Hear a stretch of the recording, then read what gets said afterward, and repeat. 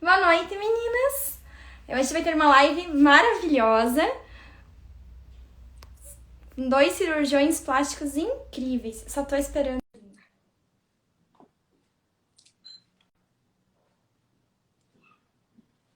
Gostaram, meninas? Já tô em clima de Natal por aqui.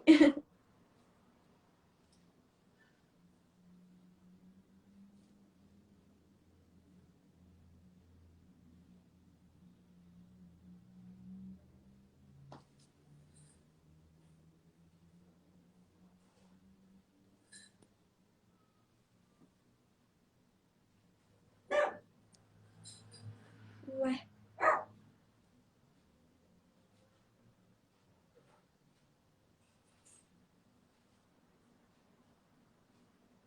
Oi, Jaque, tudo bem?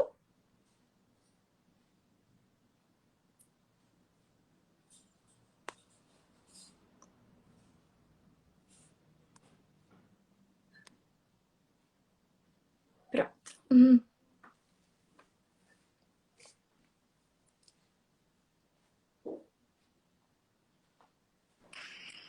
Oi, tudo bem? Olá, boa noite, Mari. Boa noite, Mari. Boa noite. Tudo bom? É um prazer imenso ter vocês dois aqui. Faz tempo já que eu quero fazer uma live com vocês, mas acabou dando os contratempos, né? Mas finalmente estamos aqui numa live de final de ano. Vamos comemorar, né, com a live, final de ano. Com certeza. Eu queria que vocês se apresentassem, né? O Dr. Noel e o Dr. Vitor, né? Sobre a formação, quem são vocês. Claro, perfeito. Por favor. Noel Lima, formado na Universidade Fluminense.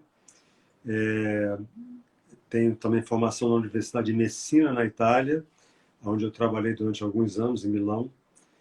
E Rio de Janeiro, né? Algumas idas a Salvador, onde eu operei durante alguns anos. Todo ano eu passava alguns meses em Salvador, mas agora é única e exclusivamente no Rio de Janeiro. Bom, eu sou filho dele, Vitor.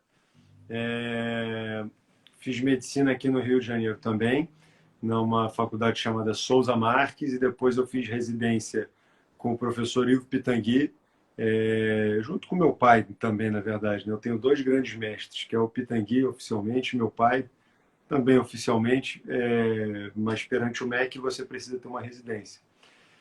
E fiz alguns fellows lá fora, com alguns professores consagrados também, e estou formado desde 2007.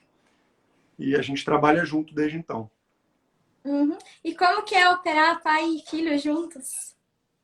Olha, é muito bom. Você se sente mais à vontade de dar bronca quando você precisa, né? Na verdade, isso não acontece. É muito bom porque você tem uma total confiança que a pessoa está fazendo tudo que você faria, igualzinho ou até com um pouco mais de atenção. Então, é um prazer enorme ter o Vitor trabalhando comigo. Eu acho que assim é um prato cheio, trabalhar em família é um prato cheio para encrenca, sempre. Mas eu acho que isso depende muito de carinho, de amor, de educação, de respeito. E para nós nunca foi uma coisa muito desafiadora, muito pelo contrário, foi sempre uma coisa muito gostosa e muito natural. Óbvio que é uma profissão de alta performance, de alto estresse, e que existe muito de nós dois, mas o fato de sermos dois, eu acho, e que são tão alinhados em propósito, em pensamento, um é uma extensão do outro, na verdade, faz com que essa carga seja até dividida. E é uma profissão muito solitária, a maioria das vezes, para os cirurgiões plásticos. Então, é uma forma da gente estar junto, estar em família e dividir a parte boa e a parte ruim dessa profissão que é belíssima. Antes do Vitor trabalhar comigo, eu fazia muitos procedimentos sozinho. E o cirurgião já é um ser, já tem uma solidão muito grande. Então, eu trabalhando sozinho era mais ainda. Quando o Vitor entrou, foi ótimo porque ele trouxe um input de coisas novas que ele via com os amigos, é uma nova realidade. Então, para mim, foi simplesmente maravilhoso, porque eu tinha com alguém com quem discutir, alguém com quem conversar, alguém com quem dividir e alguém a quem cobrar, não só a mim. Uhum. Então é isso, obrigada. Vou dar início aqui às perguntas. Eu vou começar com algumas perguntas direcionadas ao Dr. Noel, tudo bem? Perfeito. A primeira pergunta é por que decidiu criar a prótese cônica? Por quê? Só uma pergunta, a minha imagem tá boa, o som tá bom ou Ótimo, tá tá errado? ótimo. Tá Ah, ótimo. então tá bom. Desculpa, a pergunta é, por que decidiu criar a prótese cônica? Olha, a prótese crônica foi criada num dia que uma paciente foi fazer um exame na clínica, ia operar a mama, e ela esqueceu o sutiã dela, que era o sutiã da Victoria's Secret, que é aquele chamado Wonder Bra. E ela deixou aquilo ali, a secretária, minha enfermeira veio trazer para mim, botou em cima da minha mesa, e eu estava entre uma paciente e outra, sobrou uns 10, 15 minutos, eu comecei a olhar para aquele sutiã, ele caiu exatamente com o bojo para cima, e eu comecei a pensar assim, bom, se a indústria de lingerie gastou milhões de dólares para bolar um sutiã que imita uma mama que a paciente não tem, por que não fazer uma prótese assim? Aí eu entrei em contato com a Cilimed, que era minha grande parceira, e começamos a desenvolver. E foram 2 anos desenvolvendo essa prótese, até que um dia ela me mandou um protótipo que eu achei que era bem, bem perto daquilo que eu imaginava, e nós pedimos autorização para a Anvisa, fizemos 100 pares, e eu comecei a colocar nas minhas pacientes e não parei mais. Foi um grande sucesso. Mas nasceu do ocaso. E foi em que ano isso? Isso foi em 2002. Foi de 2002 a 2004. E nós ficamos 2 anos, eu fiquei 2 anos desenhando para a Cilimed e ela mandando o protótipo, até que eu achei que um protótipo ia bem de encontro àquela ideia inicial que eu tive. E aí ela fabricou, eu pedi autorização para a Anvisa, avisei para os pacientes que eu estava usando um produto novo. 100% das pacientes toparam fazer e não parei mais, porque realmente é um resultado muito esteticamente favorável. Muito bonito mesmo. Tem meninas que sempre pedem, quero ver resultados de prótese cônica, porque imagina um sonho, né? A prótese cônica, diferente. Ela é diferente e dá um resultado muito natural mesmo. Tem suas indicações e suas contraindicações, mas é uma E boa. quais seriam as indicações e contraindicações? Na verdade, quando eu fiz a prótese cônica, eu achei que eu tinha achado a galinha dos ovos de ouro. Eu achei que era uma prótese que funcionaria para todo mundo, que era uma coisa maravilhosa. Na verdade, não foi bem assim. Eu tive alguns casos que eu coloquei, que eu vi que a prótese não ficou boa e que eu fui obrigado a trocar, e eu troquei por uma prótese melhor. A prótese cônica ela é basicamente feita para pessoas mais jovens e que têm pouco tecido mamário caído. Ou seja, uma mama que é um pouco caída não é a ideal para a prótese cônica, a não ser que você retire pele. Mas como nós estamos falando em simplesmente colocar uma prótese, abrir uma cicatriz de 4, 5 centímetros e colocar uma prótese, não cabe você falar em retirar pele. Então, a prótese cônica é para pessoas mais jovens, porque são as pessoas mais jovens que não têm pele sobrando. E nessas pacientes a partir de 17 anos, ela é simplesmente um resultado supernatural. E eu sempre pergunto para as minhas pacientes, você quer um resultado natural ou você quer mostrar que você operou a prótese? E a grande maioria fala que quer um resultado natural e aí a prótese cônica é realmente a mais indicada. Não adianta, se o paciente entra no meu consultório e fala que quer turbinar, essa é uma palavra que automaticamente já afasta ela da prótese cônica, que a prótese cônica dá um resultado natural. Uhum. Obrigada. É, O que ela tem de diferente dos demais formatos? Porque é exatamente isso, é uma prótese cônica. Se você olhar se você pegar uma revista, uma Playboy e olhar o peito de uma modelo, e você olhar de lateral, você vai ver que ela é um cone. Essa é a mama mais bonita que tem. Ela tem um pouco de queda no polo superior, um pouco mais aumentado no polo inferior, e o bico ele é apontado para meio-dia, que é reto, ou um pouco mais para cima. É um cone. Por isso é que a prótese chama-se cônica, por isso que ela funciona muito bem em pacientes que têm uma mama pequena, que você coloca a prótese e ela projeta um cone. Eu posso complementar isso também, a forma como eu explico. Geralmente eu tenho as 3 próteses na minha frente quando eu explico para as minhas pacientes quais são as diferenças. Basicamente existem as próteses redondas, as próteses naturais e as cônicas, né?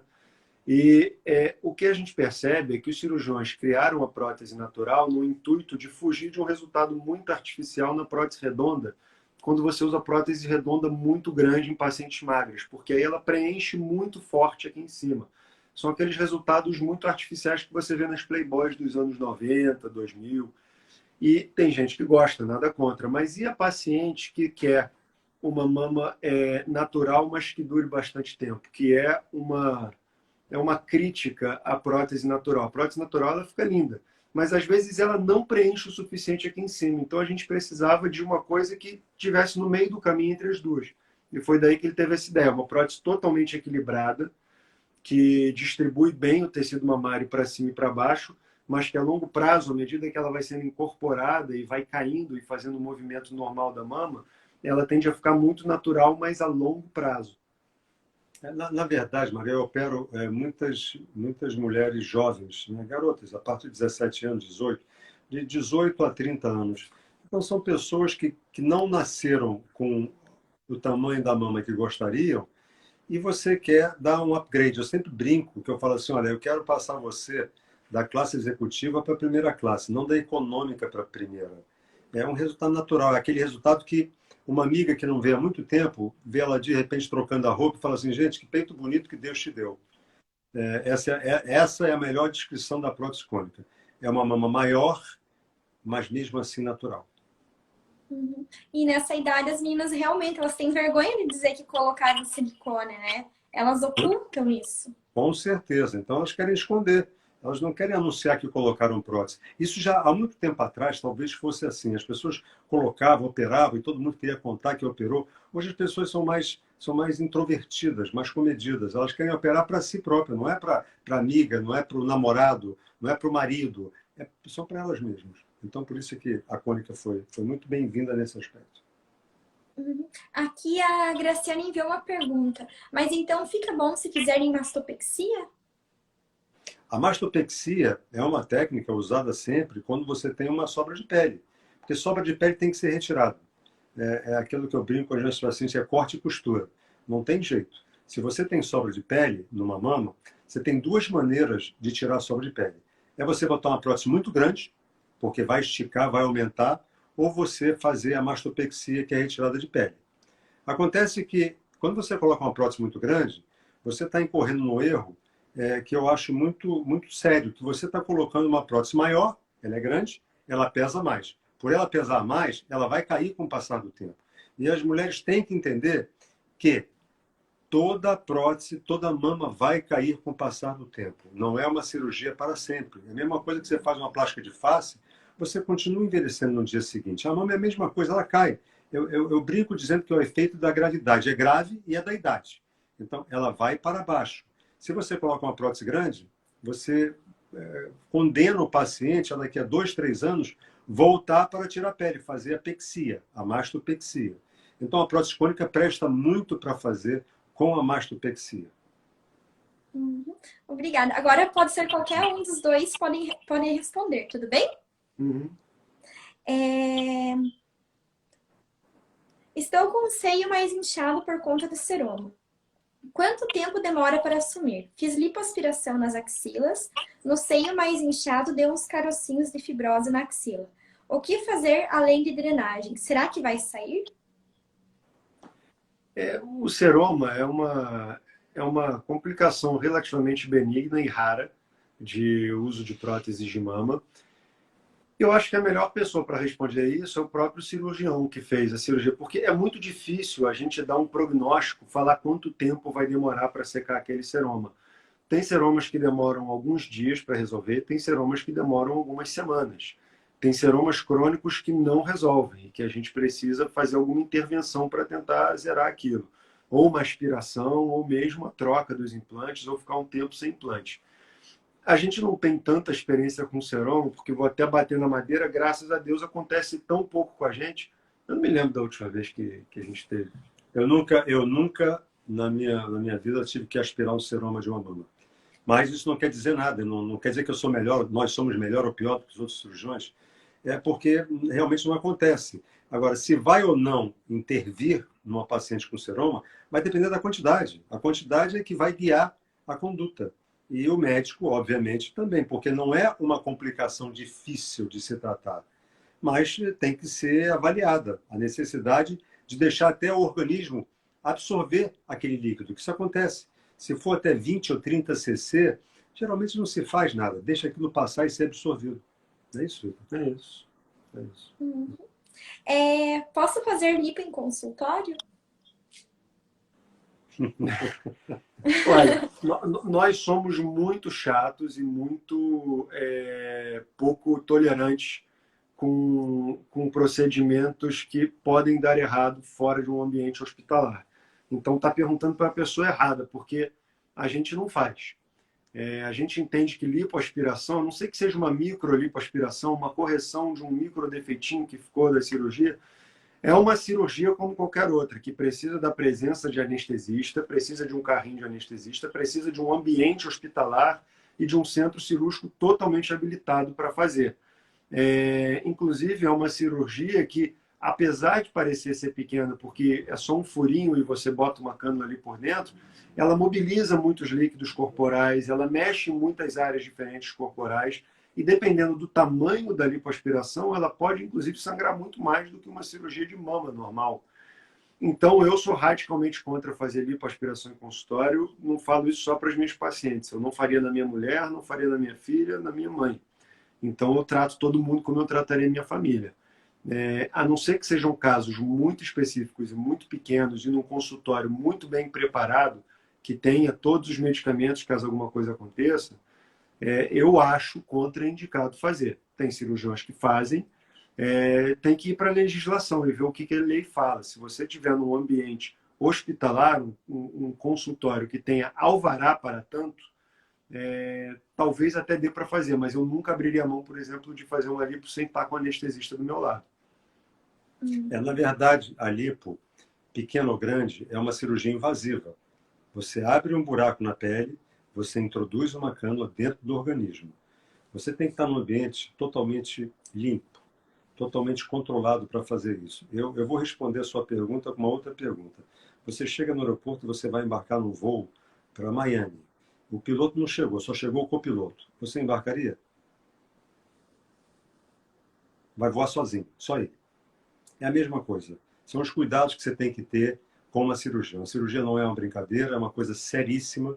E o Vitor, quando resolveu trabalhar comigo, eu cheguei para ele e falei a seguinte frase: meu filho, não aprenda mais nada do que eu vou te dizer, só essa lição. Se você fizer tudo certo, pode dar errado. Se você não fizer tudo certo, vai dar errado. É isso aí. Então, cirurgia é cirurgia. Não é uma brincadeira.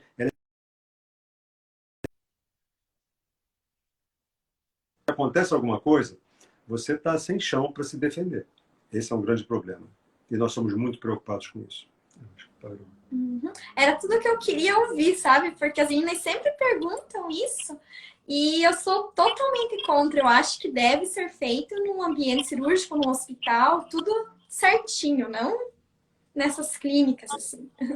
Não é à toa, Mari, que você vê que toda vez que tem algum problema com cirurgia plástica, que fulano de tal teve uma intercorrência seríssima ou veio a falecer por conta de uma hidrolipo, via de regra, isso é feito em clínica clandestina ou num consultório de um médico despreparado.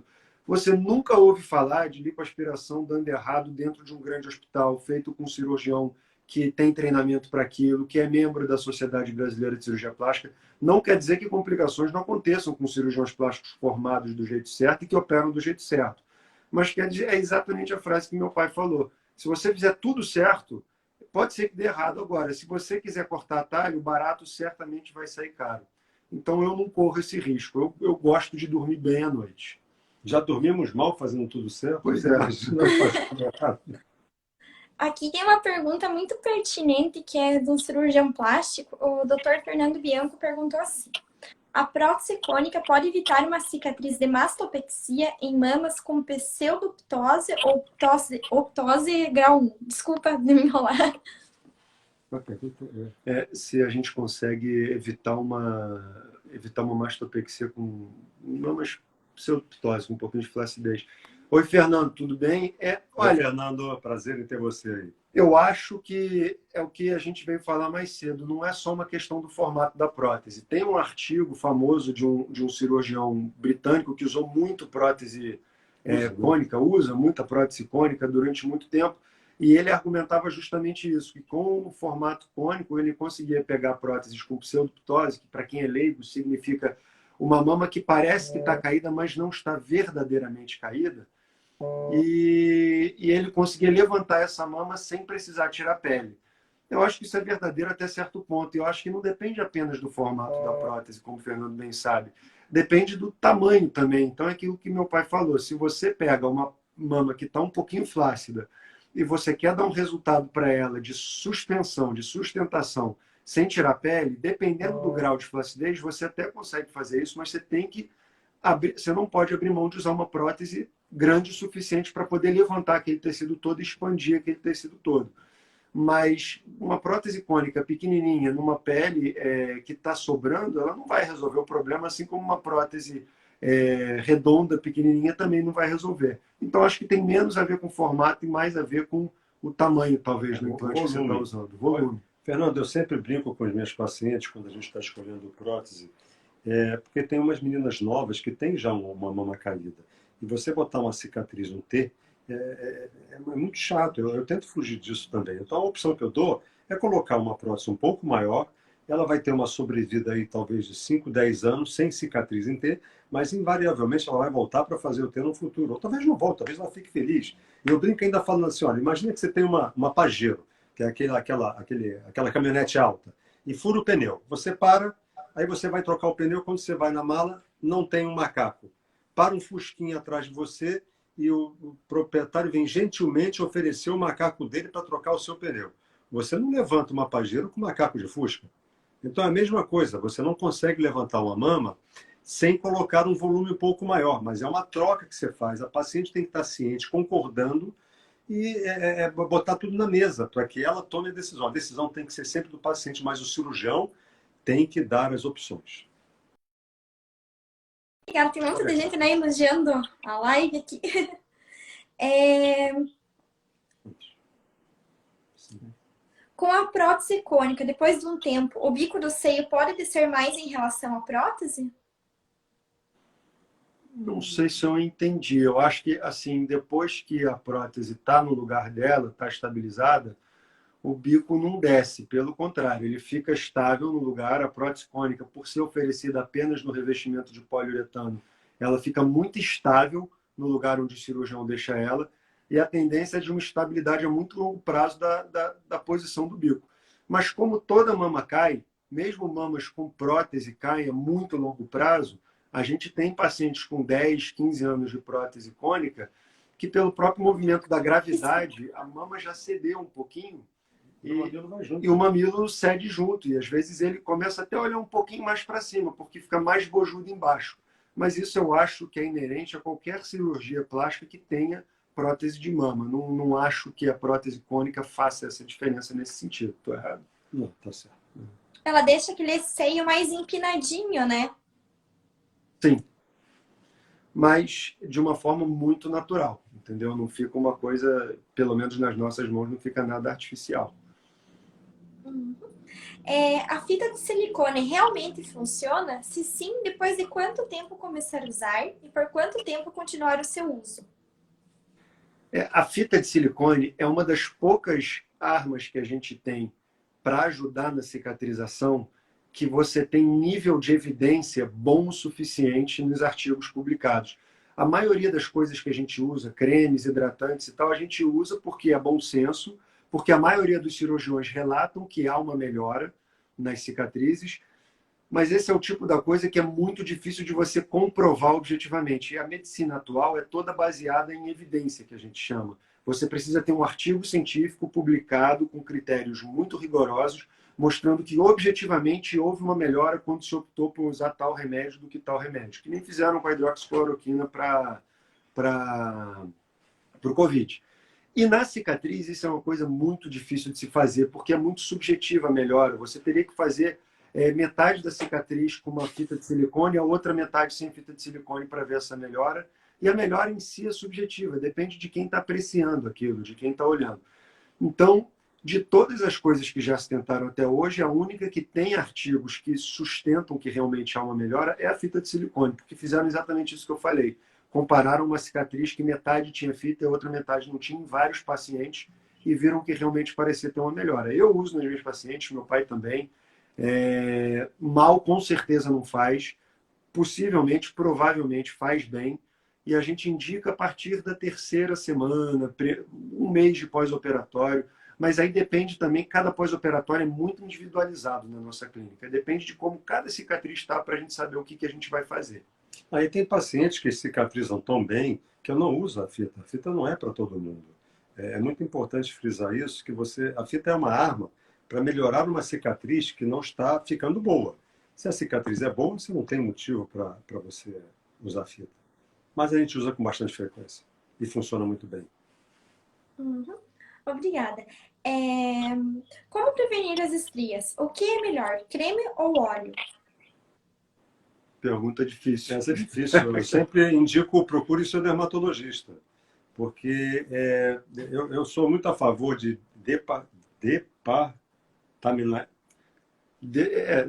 compartimentalizar a especialidade. Eu acho que quando o paciente tem um problema de pele, eu pergunto quem é o dermatologista e se é uma pessoa conhecida, eu pego o telefone e ligo e divido essa responsabilidade, porque basicamente o cirurgião é corte e costura, né? E a qualidade de pele é uma outra especialidade que a pessoa estuda, vai para congresso. Não dá para você ficar aprendendo sobre tudo hoje em dia, porque é muito vasto, os campos são muito vastos. Mas estria é um problema. Quando você estica uma pele que tem estria, teoricamente essa estria vai melhorar, mas você acabar com uma estria é muito difícil, porque é um defeito que já se instalou na pele. É uma falta de colágeno, de elastina, houve uma ruptura do que existia na pele que era bom e ela se tornou ruim. Então, eu sempre tento dividir essa responsabilidade com a dermatologista. Quando existem vários tratamentos para a mesma coisa, é porque provavelmente nenhum deles é o tratamento ideal. O que a gente sabe, que é o básico, é que as estrias precisam ser hidratadas, é muito importante manter uma boa hidratação da pele. Cada hidratante puxa a sardinha para o seu lado, falando que é mais indicado para isso ou para aquilo. E eu acho que é por isso que é importante envolver o dermatologista, porque eles estão muito mais atuais em termos do que há de melhor no mercado. Mas a estria é a galinha de ovos dourados da medicina atual, pelo menos da cosmetologia atual. É uma coisa de tratamento difícil, que ainda não existe tratamento ideal, nem cirúrgico ou não cirúrgico, e quem descobrir vai ficar ultra bilionário. Mas basicamente é o que meu pai falou, é uma pele que já cansou, que passou do ponto de ruptura e que não conseguiu voltar à sua posição inicial, ela está desgastada. E isso é muito difícil de se tratar. Nós ainda não temos essa resposta para dar. Mas o básico é hidratar bastante e procurar um bom dermatologista para fazer o acompanhamento. Isso acontece muito em pacientes que engordam muito, emagrecem muito porque a pele estica e depois retrai, ou então a amamentação, que a mama aumenta impressionantemente e aquelas estrias se formam e depois para você voltar atrás é muito difícil. O mais importante é você hidratar a pele na gravidez, no começo da gravidez, hidratar bastante a pele da mama e botar sutiã de sustentação, não deixar cair. Isso é fundamental, tá? Agora, engordar não tem como você evitar a estria, a não ser que você evite engordar. Talvez seja o ideal, né? Uhum. Obrigada. O que pensam da prótese lisa?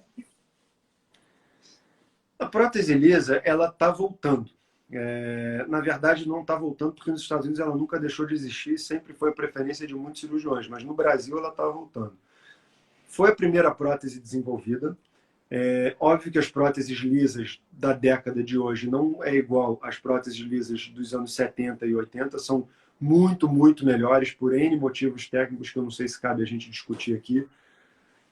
Mas o fato é que é uma prótese problemática. Ela está voltando à moda no mundo inteiro para fugir de certos problemas que as próteses texturizadas podem vir a dar, como a prótese de poliuretano e a prótese texturizada. O que eu acho que os cirurgiões jovens de atualmente se esquecem é do número de problemas que a prótese lisa trouxe nos anos 70 e 80 e que fez exatamente com que se desenvolvessem as próteses texturizadas e de poliuretano. Então, acho que ela tem suas indicações, ela tem seus prós e seus contras, tem cirurgiões que trabalham muito bem com elas. Não existe qual é melhor e qual é pior, na minha opinião, existe qual que o cirurgião sabe usar melhor, qual que o cirurgião indica mais. Então, você tem que confiar no cirurgião que você escolheu e argumentar com ele por que aquela é a escolha dele. A nossa escolha é zero prótese lisa. É prótese texturizada de poliuretano. Então, a prótese lisa tem alguns problemas que, ao nosso ver, são maiores do que os eventuais problemas que são muito raros que a gente tem com a prótese de poliuretano. Então, nós optamos por não usar. Eu aprendi assim com meu pai, tive a opção de usar a prótese lisa durante um tempo, não vi grandes vantagens, mas isso não quer dizer que a prótese lisa que tem hoje em dia no mercado seja uma prótese ruim. Tanto é que é uma prótese que está vendendo muito. Eu acho que cada cirurgião tem que saber trabalhar com as suas indicações. Perfeito. É isso mesmo. Tenho silicone submuscular. Posso trocar para subglandular? Você pode. A pergunta é se você deve.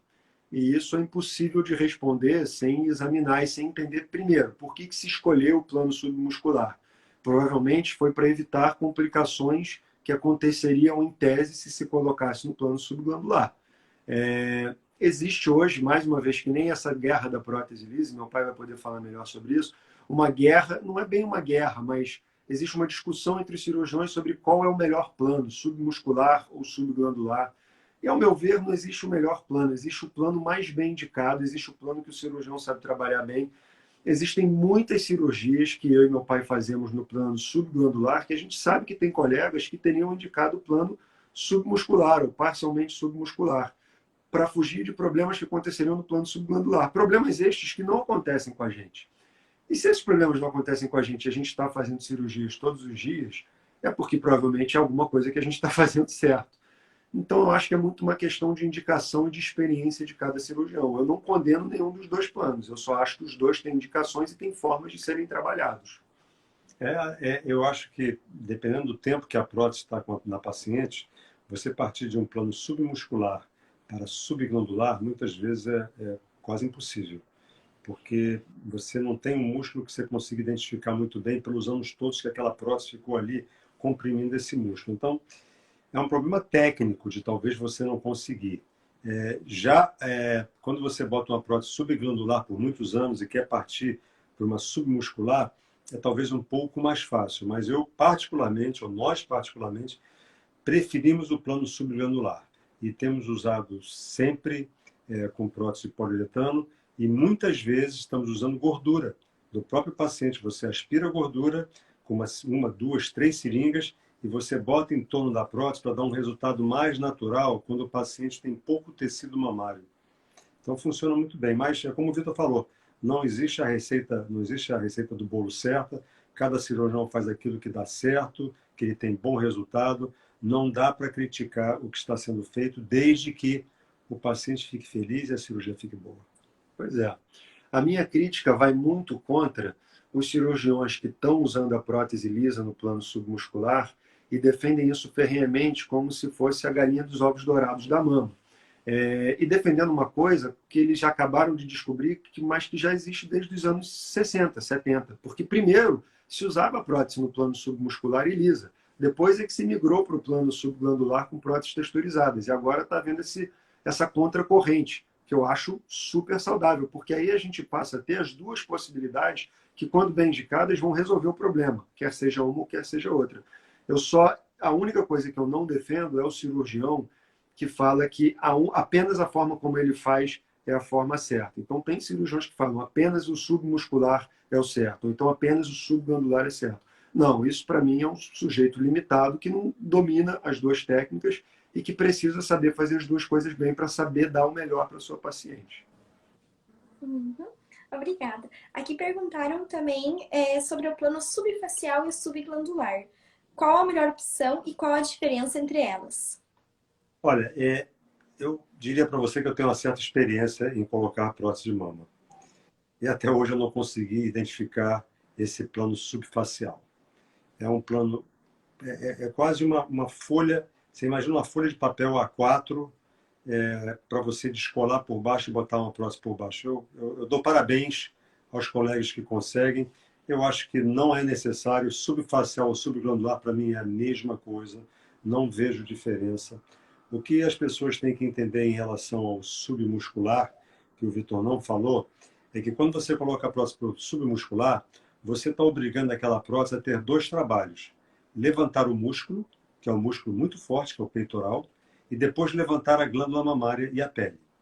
Então, eu acho que isso é um fator que depõe contra a prótese subglandular, mas funciona, submuscular, mas funciona. Tá? Mas subfacial, eu confesso para você que até hoje eu não identifiquei. Estou doido para achar ele, tá? Como corrigir simastia após colocação de próteses?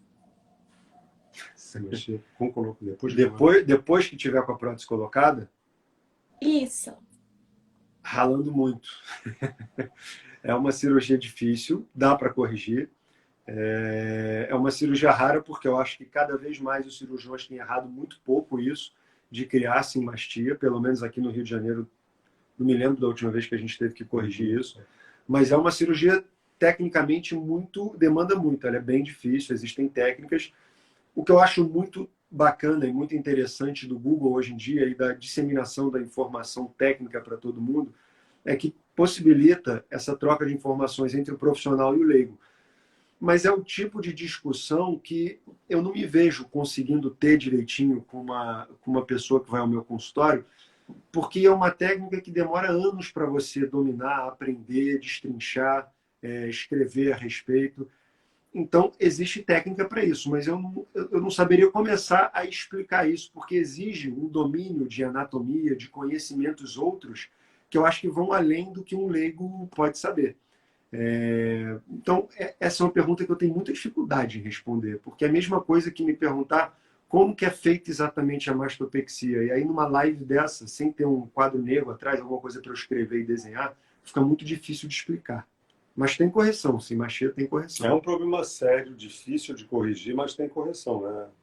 Eu fico pensando, esperando que o paciente não entre no meu consultório com isso, para eu ter que consertar. A melhor coisa a se fazer em relação à simastia é prevenir, é não deixar com que aconteça. É o descolamento. O que causa isso é o descolamento que foi feito de uma forma, não uma forma correta. O cirurgião não prestou atenção e talvez tenha ido um pouco além do que ele deveria ir. Na cirurgia plástica, em qualquer área da cirurgia plástica, você ultrapassar as barreiras podem trazer sérios problemas. Uhum. O que eu vejo muito eu sempre brinco dizendo que menos é mais. É mais fácil você ter uma loja pequena, que você tenha que ampliar ela, do que você sair, abrir uma loja grande e depois você ter que voltar atrás. Voltar atrás é difícil. Uhum. O que eu vejo bastante quando acontece simastia com as meninas aqui, é que agora é a moda dos peitos bem juntinhos, né? Aqui quase grudando. Então parece que tem 2 milímetros separando, não é nem 1 centímetro, um dedo, né? É milímetros separando uma mama da outra. E eu acho que isso que está causando tanta simastia. Não sei se... Eu ia falar isso. A gente aqui, Mari, não tem essa experiência, tá? Não sei se por uma seleção natural das nossas pacientes que vêm nos procurar, sabem que nós não somos cirurgiões afeitos a próteses muito grandes, a resultados um pouco menos naturais. Pelo contrário, já sabem que a gente gosta de mamas naturais e que a gente favorece esse tipo de resultado. Então, acho que a simastia acontece quando duas coisas têm que acontecer para ter simastia. Fome com vontade de comer. O que é a fome? A mulher que quer uma prótese muito grande, acima de 350, 400 ml. E num tórax estreito e que ela quer aquele resultado de duas mamas muito juntinhas. Aí o cirurgião, no afã de querer entregar esse resultado, ele pode acabar unindo as duas lojas e criando uma situação de simastia. Eu não acho natural próteses muito coladas, eu não acho natural próteses muito grandes. Existe uma série de outros problemas que acontecem a longo prazo quando você utiliza implantes com projeção muito alta ou muito volumosos. E todo o nosso esforço no nosso consultório é de fazer o contrário do que acontece na simastia, de dar resultados naturais. Então, assim, a nossa experiência não é de simastia, na verdade. Mas eu sei que no seu perfil eu vejo várias vezes você publicando algumas meninas com esse problema. Tem solução, sim, mas é uma solução chata. Então, para quem está ouvindo isso e pensando em colocar próteses muito próximas uma das outras, ou muito grandes, ouçam seus cirurgiões se eles não estiverem confortáveis com isso, porque eles estão provavelmente pensando na frente, tentando evitar com que isso aconteça. Uhum. Obrigada.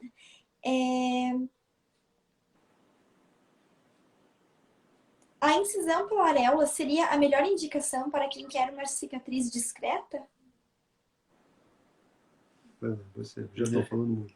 Olha, a incisão da areola, pelo fato de operarmos muitos pacientes jovens que não tiveram filho ainda, sempre me preocupa de você fazer uma incisão que chama-se periareolar, em volta da areola, na parte inferior, porque ao descer, porque você faz o corte e você desce até você encontrar o músculo para você abrir uma loja e colocar a prótese ali.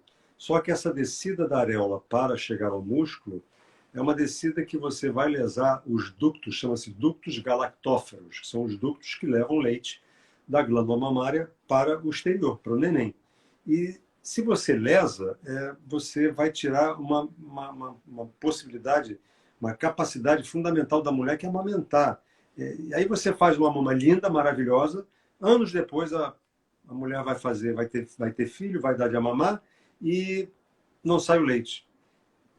Possivelmente ela nem daria de mamar, ela não teria, mesmo se não tivesse operado, mas ela vai sempre associar a cirurgia à impossibilidade dela de amamentar. Então, por isso é que hoje em dia raramente a gente coloca pelo bico, é pelo suco mamário, que é muito mais natural, é muito mais escondido, muito mais fisiológico, muito mais fácil de você colocar a prótese.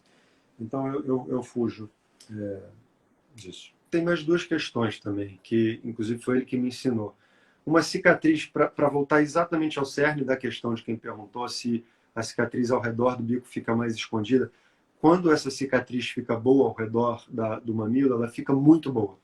Principalmente essa que não é da mastopexia, que é só da metade inferior, que é só daquela meia-lua embaixo. Mas quando ela fica ruim, ela chama muita atenção. Quando a mulher está sem sutiã, ela chama atenção para si própria, para o namorado, enfim, para quem quer que seja, para a namorada.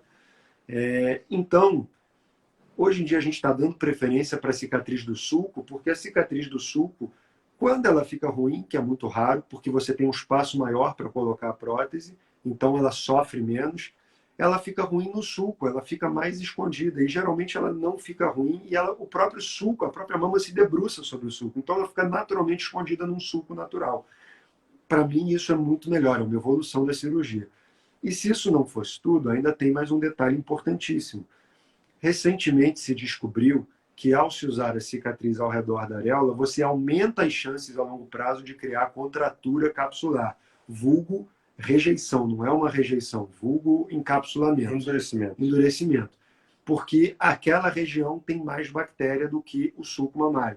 Então, hoje em dia já é considerado padrão ouro, ou seja, é considerada a melhor conduta possível evitar a incisão periareolar e ir para a incisão do sulco. Já que você falou sobre contratura e rejeição, tem uma pergunta aqui relacionada a isso, que é se a prótese de poliuretano tem menos chances de rejeição. Nas nossas mãos, na nossa experiência, sim. E na literatura também. E na literatura também. Os artigos médicos dos últimos 30 anos mostram uma clara vantagem da prótese de poliuretano, pelo menos nos primeiros 10 anos, a não formar contratura. Uma diferença de 2,4% ao ano, uma média da maioria dos artigos, versus uma média de 6 a 7% nas outras próteses, tá? Isso está lentamente mudando porque não é só uma questão de cobertura, não é só o poliuretano que é melhor. A técnica cirúrgica está sofrendo uma revolução muito grande, fazendo com que mesmo próteses lisas, que sempre foram muito afeitas a contraturas, tenham cada vez menos contratura.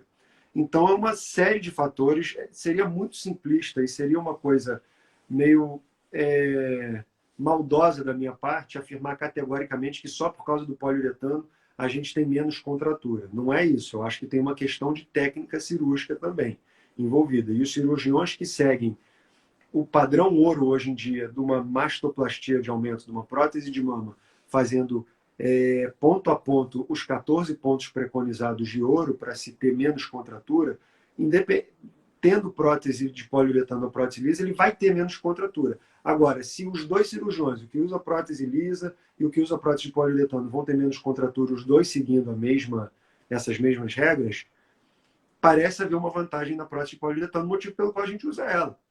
Mas isso sempre é motivo de quebra-pau em congresso, porque o livro, o texto, ele é diferente do dia a dia do cirurgião, às vezes. Nas nossas mãos funciona muito bem a prótese de poliuretano. Eu não tenho contratura com menos de 10 anos. Ou, pelo menos, se tenho, são tão raras que eu sequer consigo me lembrar delas. Eu acho que ele também. Você tem que trabalhar com o índice de complicações que você tem. O nosso índice de complicação com prótese de poliuretano é extremamente baixo. Então, é uma coisa que dá certo há muitos anos. Por que você vai mudar? Não tem sentido. Não estou menosprezando outros tipos de prótese, mas é que, conosco, a prótese de poliuretano é a prótese que dá certo, que dá resultado. Uhum. Obrigada. Perguntaram sobre a recuperação rápida. A recuperação rápida, eu aprendi fora da recuperação rápida. Ela é uma coisa bem nova. Eu acho que tem total validade. Eu já faço hoje em dia uma coisa meio que híbrida entre a recuperação tradicional e a recuperação rápida. A recuperação rápida, basicamente, é você voltar, é o cirurgião liberar o paciente para voltar para os seus afazeres mais rapidamente do que se liberava antigamente. Além disso, existe um grupo de médicos de Dallas que preconiza que as pacientes, já nas primeiras 24 horas, comecem a fazer como se fosse um polichinelo, um exercício 10 vezes assim. Isso eu já acho que é florear um pavão que não existe. Eu acho que você pode voltar para o trabalho, você pode pegar peso mais precocemente, pode voltar para a academia mais precocemente, sabendo que existe um risco da sua cicatriz não evoluir tão bem quanto se você ficasse com o bracinho parado. Eu já acho que ficar fazendo exercício para cima é macaquice, não tem necessidade. Se no seu dia a dia você não faria esse exercício aqui sem a prótese, por que você vai fazer isso nas 24 horas depois de você ter colocado prótese, sendo que você tem uma cicatriz ali que está tentando fazer isso? E toda vez que você levanta o braço, ela está esticando, está adelgaçando. Então, isso eu já sou contra. Opinião pessoal minha. Cada um tem a sua prática. Eu acho que não faz muito sentido. Você tem um paciente que faz uma cirurgia, você tem todo um descolamento no tecido, você tem uma cicatriz que... O inimigo mortal de uma boa cicatrização chama-se pressão na cicatriz, tensão na cicatriz. Então, se você vai fazer esses movimentos todos precocemente, eu acho que vai dar errado. Vamos combinar que meus pacientes, eu libero para dirigir com 2 semanas, libero para começar uma academia com 2 semanas. Sabe, 2 semanas são 14 dias. Isso, mais rápido do que isso, eu não consigo entender. Não faço. Uhum. Perguntaram sobre o funil de Keller. O funil de Keller é uma excelente invenção, ele facilita muito a vida do cirurgião. A gente não precisa, ele encarece a cirurgia. E assim, teoricamente, quais são as vantagens? Ter menos abrasão na região da cicatriz, ter menos chance de levar uma bactériazinha para dentro da loja, que aumentaria as chances de infecção, e uma contratura capsular mais precoce. A gente nunca teve. Eu vou bater na madeira, espero que não tenha amanhã o meu primeiro caso. Mas eu não me lembro de ter tido uma infecção de prótese nos últimos 10 anos. Não me lembro de ter tido uma cicatriz que ficou queimada por causa da força da prótese entrando. Então, eu não vejo vantagem em cobrar isso da paciente, encarecer a cirurgia da paciente para usar o funil de Keller. Se fosse uma coisa que fizesse parte do pacote, eu acho que eu usaria sem problema nenhum. Mas a gente não vê essa vantagem toda por enquanto. Não acho que é o que muda o jogo da cirurgia de prótese, de forma alguma. Eu acho que qualquer novidade que chegue, ela tem que chegar para somar, para uma coisa que vai facilitar a sua vida. Eu não tenho nenhuma dificuldade em colocar prótese sem funil. Absolutamente, nunca tive. O próprio fabricante, a Cirimed pelo menos, já vem com um plástico, que é a ideia do funil, evoluiu desse plástico que vem dentro da prótese para você poder botar a prótese dentro do corpo humano. Eu nunca usei esse plástico. Eu coloco prótese há 40 anos, sabe? Não quer dizer que eu seja melhor ou pior, eu não vejo necessidade. Então, para que eu vou comprar uma coisa, tornar a cirurgia mais cara, se eu não tenho problemas da maneira que eu estou fazendo? o que não quer dizer que eu estou absolutamente condenando quem faz. Novamente, cada um tem a sua prática, o seu sucesso e a sua maneira de chegar nele. Eu respeito a todos. Respeitamos. Uhum. A cola cirúrgica vale a pena? Qual que? Cola cirúrgica. A mesma coisa que o funil de Keller. Eu acho que a cola cirúrgica ela não substitui uma sutura bem feita. Nunca. E isso ninguém nunca vai me convencer disso. Eu acho que um cirurgião que aprendeu a suturar bem e que faz uma sutura bonita e caprichada nas suas cirurgias é o acabamento final para ter um bom resultado. E você não pode fugir disso e você não tem atalho para isso. Um cirurgião que não sabe fazer a costura e que se faz valer de uma cola, ele não vai dar certo.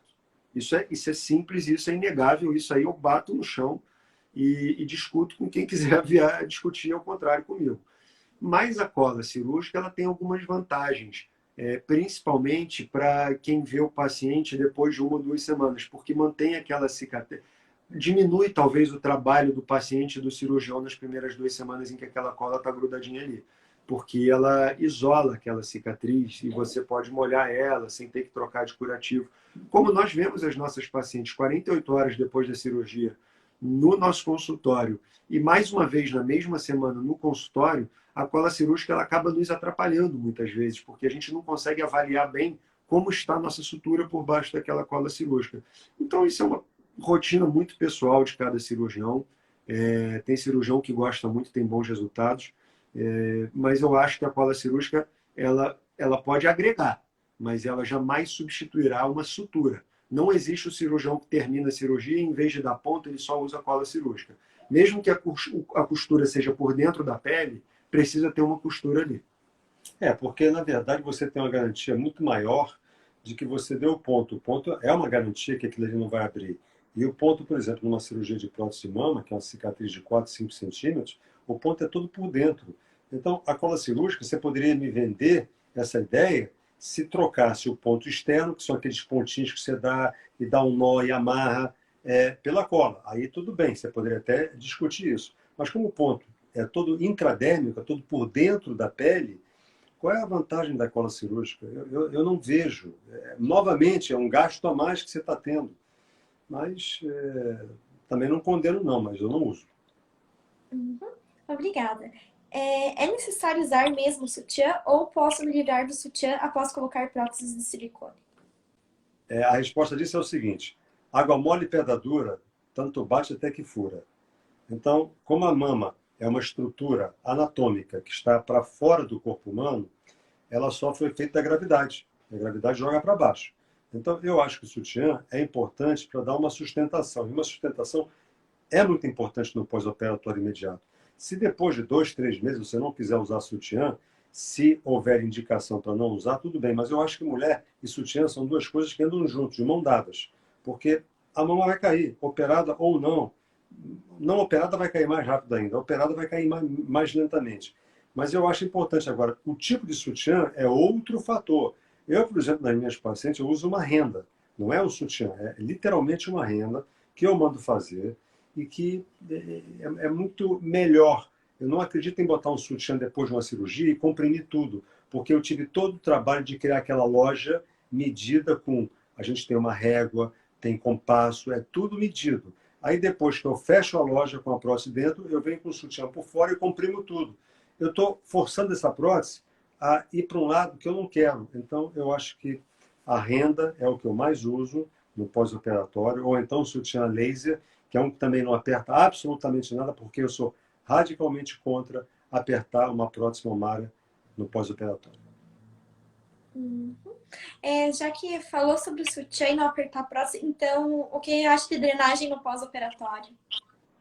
Não drenagem sim, mas drenagem só depois de 2, 3 semanas, não antes disso. E não são todos os casos.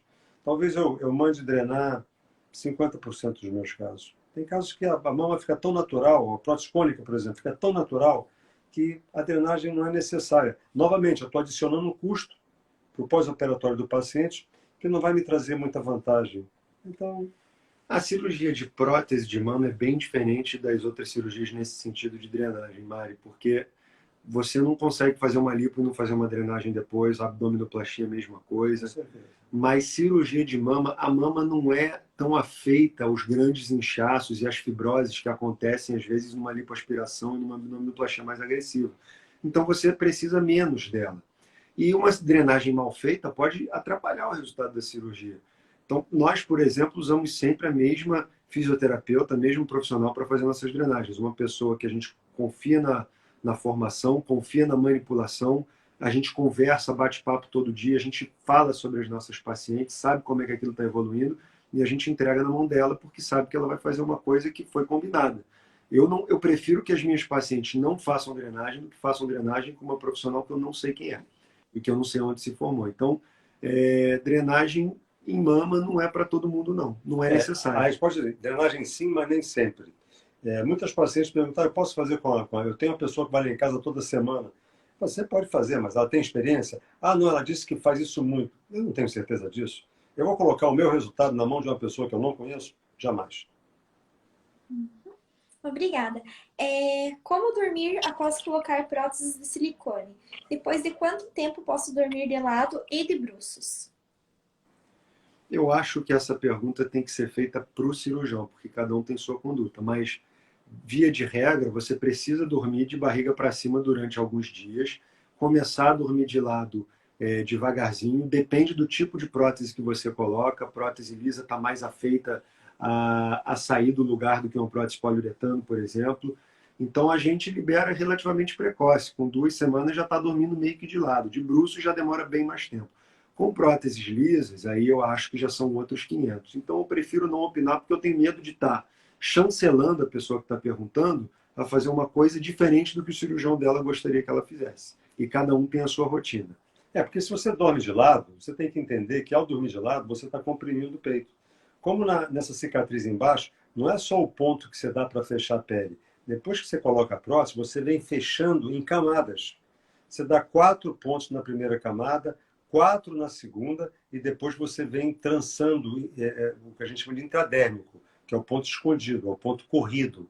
Então, se você comprime a mama, você pode arrebentar um ponto desse, que o ponto é de gordura para gordura. É um tecido que não tem nenhuma rigidez. Se você apertar ali, você vai romper o ponto. E damos 4 exatamente, para que se romper um, você ainda tem 3. Agora, se você faz um movimento brusco para deitar de lado, você pode romper mais de um.